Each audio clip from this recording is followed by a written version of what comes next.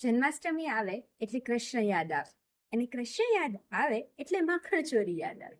આપણે બધાને ખબર છે કે કૃષ્ણ એ આખા ગોકુળમાં માખણ ચોર્યું, પણ શું કામ ચોર્યું? શું કામ એને માખણ જ ચોર્યું? દૂધ, દહીં, છાશ એવું બધું નહીં. અને એના ઘરમાં તો એટલું બધું હતું, તો પછી ગોપીઓના ઘરમાં જઈને શું કામ ચોર્યું? ચાલો કહું. પહેલી વાત, ગોપીઓ એ માખણ કંસના પહેરવાનોને વેચવા છે, અને કંસના પહેરવાનો એ ખાઈને દૃષ્ટ પુષ્ટ બનતા અને ગોકુળના ગોવાળો અને પ્રાણીઓ કે જેના માટે માખણ બનેલું છે એને જેનો લાભ નહોતો મળતો, એટલે કૃષ્ણએ ચોરી ચોરી અને એ માખણ એના બધા ગ્વાલબાલોને ખવડાવ્યું, જેનાથી એ દૃષ્ટ પુષ્ટ થાય, તંદુરસ્ત થાય. અને બીજી વાત, એકચ્યુઅલી વાત માખણની છે જ નહીં. માખણ તો એક સિમ્બોલ છે. શેનો સિમ્બોલ? માણસના મનનો. દૂધ, દહીં, છાશ એ બધાનું સાર એ માખણ છે.